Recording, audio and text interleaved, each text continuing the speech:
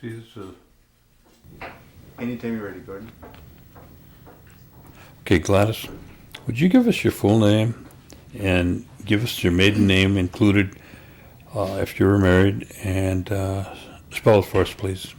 Okay. My whole name or just The whole simply thing. my name is Gladys Smith, and it's Gladys Smith, and I've been single all my life, so. Is there a middle name? W And for Wilma. Wilma, would you spell that? Wilma. Okay. And what's your date of birth? August 16th, 1939. And where were you born? I was born at Tomah Indian Hospital in Tomah, Wisconsin. Mm-hmm. And what's the name of your mother and father and your mother's maiden name? My father was William Charles Smith, and my mother is Ruth Aurelia Smith, but she was a Skenador. Okay. Do you remember your grandparents? Yes, on my mother's side, and I don't remember them real well on my father's side because. Do you remember their names? I only remember just vaguely of my grandfather when we went by his house one time, but I know they used to call him Harry Cooper. I don't know why they got that name, but they used to call my dad that too once in a while or something. But I can just remember just as I was real small going to his house, and it was a cabin, and then it had like a ladder would come down and steps that you could go up. And I remember going to his house there once, but what he looked like or anything, I don't remember because I was quite young. Mm-hmm. And my father's mother died when he was young. I think he was in his teens or something. Did your father have any brothers and sisters? Yes. Do you remember them? Yes, my uncle Alpheus Smith, he was the one that started Consolidated Tribes of North American Indians here in Milwaukee. And then he had a brother, Elijah Smith, and he was a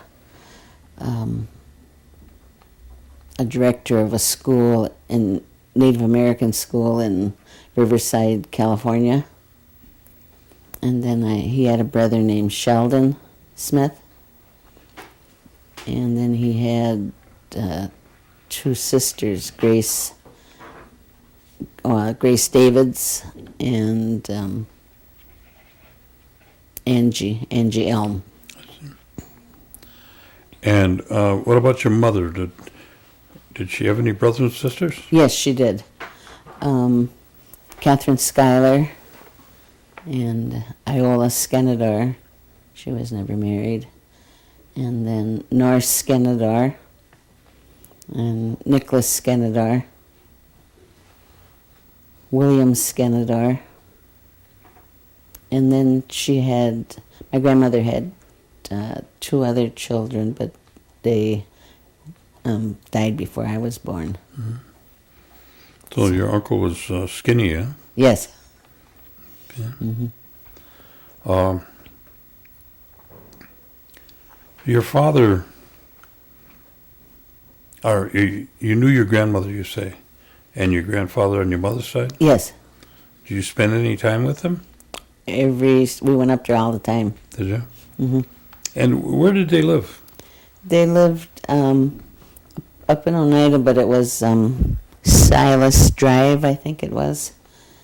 I know it was, my cousin's Carol Elm, and it was near her house anyways, and because we used to play as kids all the time. Mm-hmm. But they lived on Silas Drive. They had a home there, on a little farm. I see.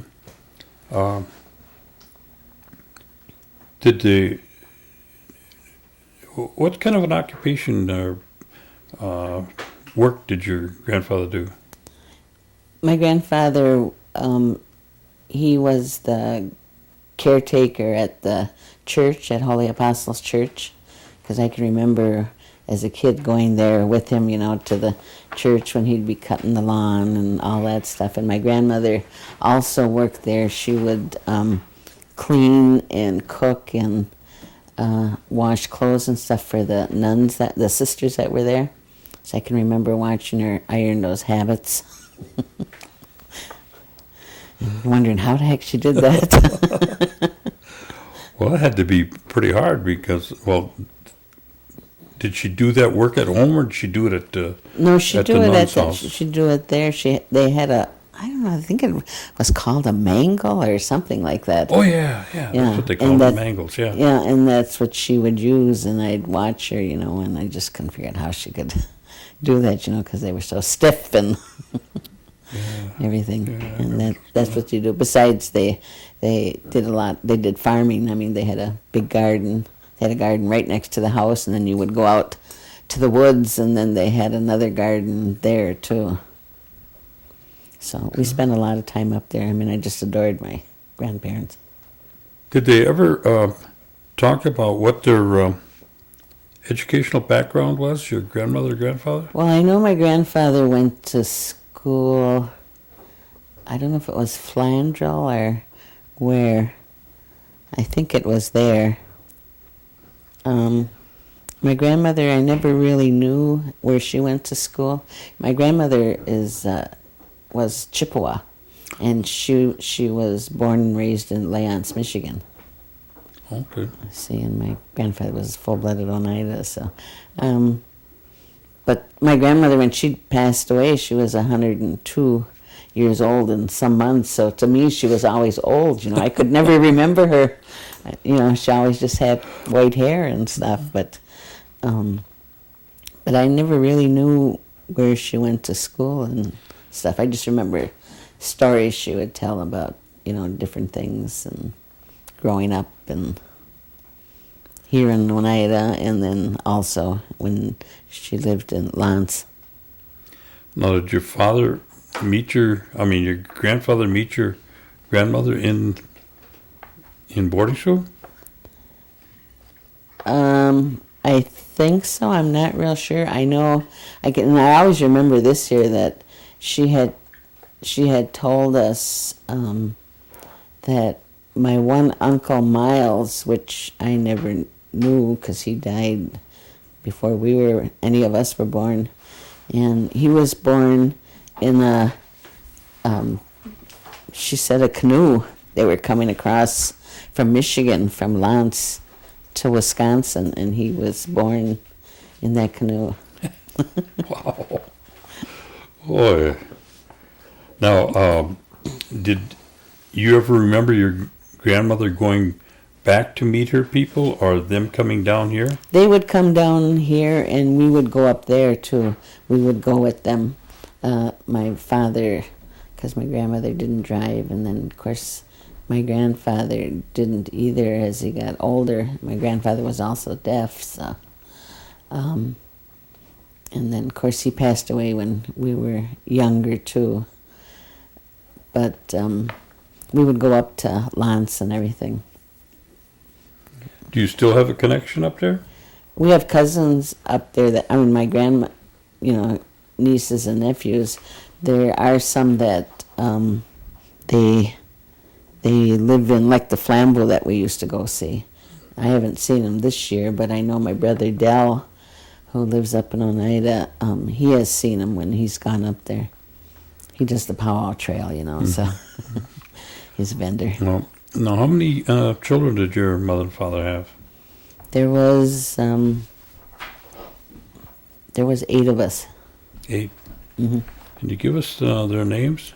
Yes, I had brother Gerald Russell Smith, he's deceased, and Donald Lee Smith, Richard Ferdinand Smith, and Edgar Charles Smith, and William Delano Smith, he's the oldest of the boys, and then there was myself, and then my sister, Alice Louise Smith. Well, she's not Smith now, but... What's your married name? Cornejo. She's married to a Spaniard. Okay.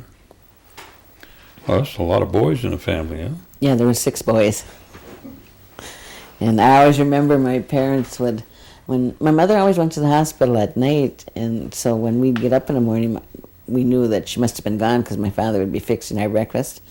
And then they'd always ask us what we would like to pick for a name, you know. Of course, we always had a girl's name picked out, and then when my father would be fixing breakfast, he'd go, "What do you want to name your new brother?" And we'd say, "Oh, no." Again? When you were growing up, were your mother and father living up on Solace Drive too? No. Or just your grandparents? Just my grandparents. I see. No, my father had a job here, and so after we were born, we came back here and lived in Milwaukee. I lived in Milwaukee all my life, and in fact, my brothers were all born here in Milwaukee. Except for my sister and I. We were both born up in Toma. Are you the oldest? No, my sister is. Okay. Yeah, She was born in Toma too? Yes, okay. She's a year older. I see. And everybody resides in Milwaukee now? Yes. Well, except for my brother. I have a brother. I forgot about him too. Henry Daniel Smith. He's retired, and he has some other medical problems, and he's at Southern Colony in Union Grove, Wisconsin. He's been there since he was 9 years old. See. Now your father, what kind of work did he do? He worked at Press Steel Tank Company in West Dallas, and he ran some kind of a machine. I can't think of what they call it, but he worked there for like 38 years or something like that. And what kind of education background did he have, do you know? He only went up to, I think, like about 8th grade or something like that. In fact, when my sister and I were going to grade school, he had gone to the same grade school. For some reason, he was here in Milwaukee, and I don't know if it was his grandparents or somebody was, and he went to school, and he went to the same grade school we did, and in fact, our 2nd grade teacher, he had the same teacher. Because she was really old when I had her, and I couldn't believe it. Couldn't believe they go back that far. Yeah. What about your mother? What kind of education background did she have? She didn't graduate, but she almost graduated. She just had a year or two to go. But then I think she was working at, in Detroit, I remember, and at one of the auto places. And then she came back to Oneida, and that's where she met my father anyways. In fact, my father used to steal chickens from my grandfather's yard. I don't know what he did with them, or what sold them, or whatever he did, but he used to tell us that he used to do that. But they met when they were younger too, because cherry picking, how kids had to go years ago, cherry picking and stuff, and they were in 2 different sites. So my father would walk I don't know how many miles to see my mother, and they'd go get an ice cream cone. We've already experienced that because we had to go cherry picking too, so we know what it's like. Now, when your parents were raising the family, was your mother mostly a homemaker at the time, or did she work out? No, she was a homemaker because my brothers are all 11 months apart or a year apart or something. So we always had 2 or 3 in diapers. Because my brother Henry, being retired, he was hard to train and stuff. We did get him trained finally, but so there was always diapers. Did any of your grandparents or your parents have any association or connection with the tribal government in in any of the services or on the council or anything like that? No. No, but I know my father did follow it, I mean, and when there was voting and stuff like that, he always made sure he did that and stuff. Did the adults, did you ever hear them talking about the New York claim? Yes, they always talked about. My father would always say, "Well, he knows that he'll never be alive to see it," but he said possibly we would. But then he said, you just never know. He would just talk about our big 50 cents we used to get there, 52 cents. 52 cents, right? Right. Now, you're on the reservation. You live down here, but you're on the reservation. Did you go up for holidays and weekends and such? Yes, and then vacation times, and we went up at least, well, not during the winter, but during the summer. It was maybe once a month or so, and vacation time we would stay up there for a week or two. Were you ever up there when they went hoyaning? No. I remember that my grandmother talking about it and stuff, and how she'd be in a tizzy because she had to get her donuts done and everything. But I never was up there only once or twice I went up with my Uncle Nick up there during the winter. What church did your parents? The Episcopal Church up there, Holy Apostles. And when they came down here, did they go to one in Milwaukee? Yeah, it was St. Luke's. It's on the south side. The south side? Mm-hmm. Okay. Was there quite a few Indians going there? Yes, there was at one time. I don't know, I haven't been there for a couple of years, but there was quite a few going there. Mm-hmm. And again, your parents weren't, were they involved in any kind of tribal activities down in Milwaukee? Well, my father was, because of my Uncle Al being, In the dancing? Yeah, in the Consolidated Tribes, and he was on the board and he stuff was? like that. What was the Consolidated Tribes? It was just a group that they organized, and they would have meetings, and they would plan, because they had powwows every year, and picnics and stuff like that. And I know my dad was on the board for that with his brother. Did you become involved with it at all? No, I didn't till I got older.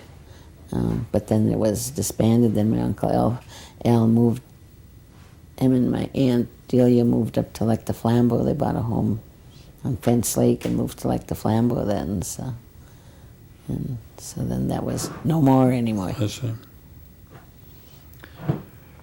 Now, you said when you were home and a young girl, you handled a lot of the diapers. Mm-hmm. Was that pretty much your Well, we all responsibilities of babysitting? Had our chores, to do and stuff, and I took care of the diapers because we always had a lot of that, and then I would help my mother get my brothers ready for school, and That's here in Milwaukee now we're talking. yeah, help them get ready for school and everything, and take them places, like if they were busy or whatever, I would take them to the library or to the movies, or I did a lot with my brothers when they were growing up. Not that my parents didn't, but there are times they had other things to do. So. Did your parents, either one of them, speak Oneida? My father did. Your father did? Mm-hmm. Was he able to pass that on to his children? We knew a few words, but we never really stuck to it, so I don't really know much at all. I know they have a language class here that I want to join, but we don't know much at all. A couple swear words. Everybody knows that, though. Yeah. In whether it be Spanish or whatever. No. Now, where did you start school? Where did I go to school? I graduated from Bayview High School here in Milwaukee. And I went to, it was called Mound Street School. Was grade school. And when did you find out, or come to the realization that you're an Oneida Indian? When I was in grade school. When you were in grade school? Mm-hmm. Now, tell me what the circumstances were that caused that to happen, that you'd become Oneida. Well, I just kind of noticed that I was with all kinds of kids that were all blondes and fair-skinned, and sometimes when we'd be playing or whatever, they'd say mention different things, and I would think, well, we never did that, or we don't do that in our home, my father set us down and told us, he said, your Indian, your ways are going to be different than the white people's, a lot of it, he said. And it wasn't really that bad. I mean, I didn't have any prejudice in grade school. I did a bit in high school, but that's... How was school on a scale from 1 to 10? Did you like it, or? Oh, I love school. You liked it? Mm-hmm. Did you do any extracurricular activities like the band or I belonged to a photo club, and I was on swimming. I love to swim, and I took French in high school, so I joined that club too. Wasn't real good at French, but I enjoyed that too. What kind of work did you do, during your high school years? Did you work out, or did you still have to pretty much handle things at home? At home. My father said that school was more important, and he wanted us to keep our grades up. So then I never worked. I had applied for a job at Walgreens, which I did get, but then he wanted me to get an education, and so he said, just stay home and you keep up your grades. He said that's more important. He says because you need that to get a job, and you need that education.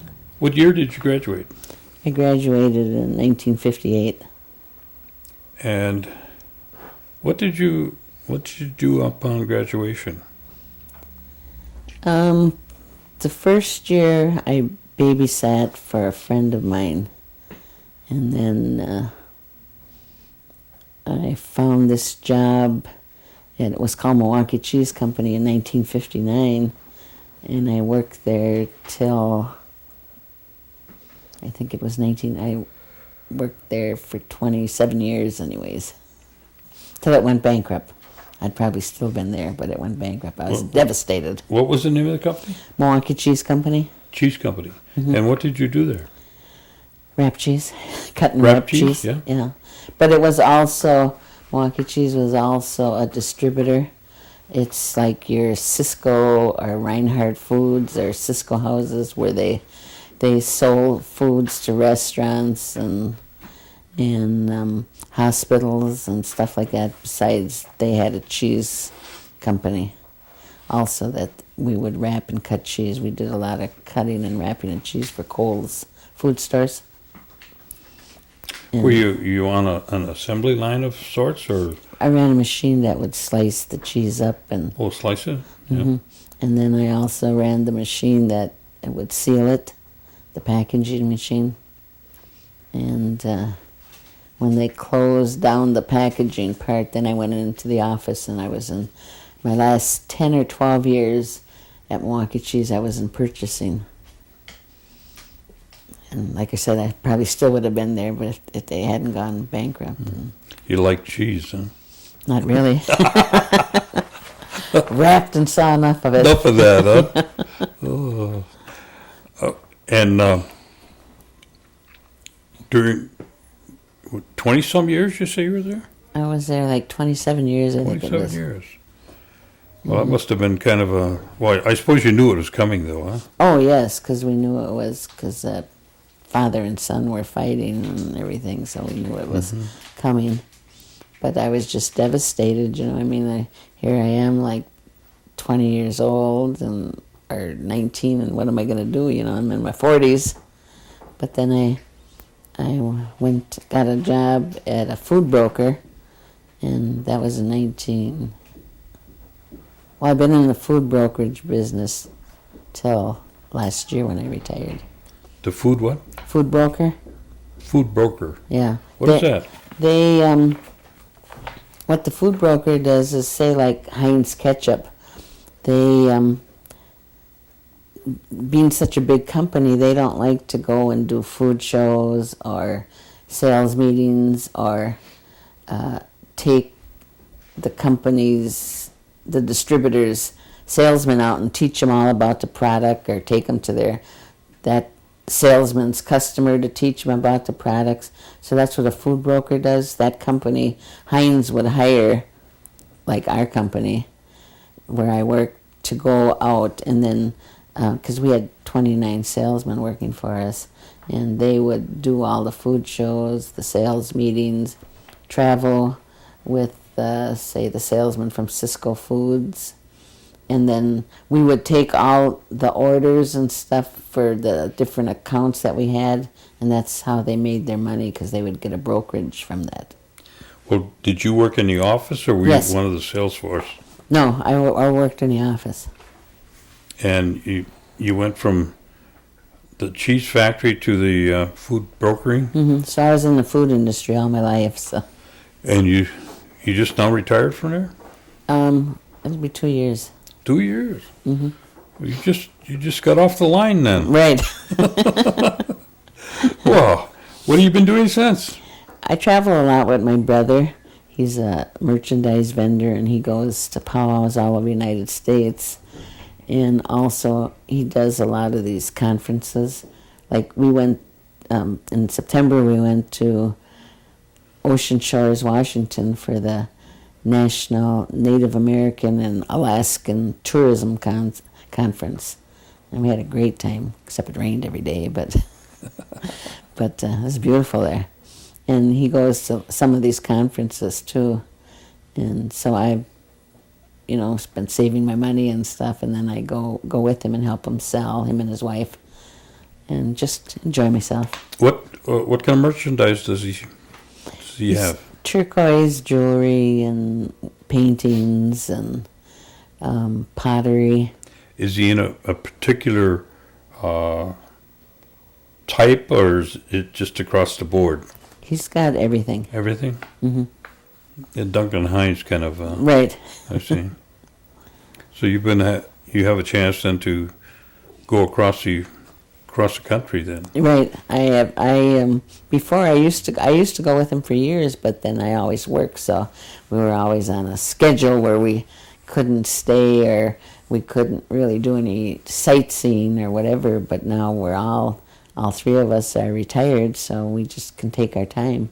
Just kick back and... Yeah, because we did when we went to Washington. We were gone like 14 days because we stopped, and I saw Mountain Rushmore and Crazy Horse and everything, and I never saw that. How do you travel? Do you have a... He has a van. Van? Mm-hmm. Okay. And then he just has all his jewelry and everything in the back, and yeah, he likes to drive, so. Oh, that's an interesting situation. But it seems like when you get back, you're just so tired, Yeah. That's takes you weeks to get over it. It's nice to go, but it's also nice to get home. Yes, it is. And you're not a kid anymore where you can No. keep up that pace. I'm just looking forward to next year, because the Native American Tourism Conference is going to be in Cherokee, North Carolina. So That should be interesting. they flew in some of their dancers and stuff from North Carolina at Ocean Shores when we were in Washington, and then they put on a performance and everything, and they served some of their food and everything like that. It was very interesting. I really enjoyed it. Well, they get some good food up in Washington too, though. The salmon is Excellent. excellent. Yep, that's that meal that we had, that banquet that we went to the last night of the conference was mostly all seafood. So, What about you? Do you cook? yes, that's one thing my grandmother and my mother taught us was to cook. I love to cook, but I'm all by myself, and so I don't cook like I used to. Years I ago, I see. did when my father was alive, and because my mother had a massive stroke, so he retired early to take care of her. So then my sister, whenever we made something, we would always have him come over and get some, for them and stuff. But I'm just not still not used to cooking just for myself. When I cook, I always cook in volume, and then I wind up freezing it and giving it to my sister or somebody. So you're enjoying your retirement. Oh, I love it. Have you been able to get into or follow any of the tribal operations and programs that go on up on a reservation or here in Milwaukee? No, I haven't. I know I'm going to join that language class when that starts up. And when they do have meetings, I normally get to go up there and attend the meetings and stuff. I did join a beading class here, but the all hands ain't as good as they used to be, and I just had a hell of a time trying to bead. I mean, I did all right, but not as good as I'd like to have done, so I didn't go back to that. What's your position on the per capita payment? What do I think of it, or what? Yeah, do you think it's good, bad, or otherwise? No, I think it's very, very good, and I'm very happy that the tribe is so, lets the elders, thinks of the elders that we come first, and that we get a nice payment. What's your position on the casino? Well, I like to go to the casino. I donate, keep everybody working, but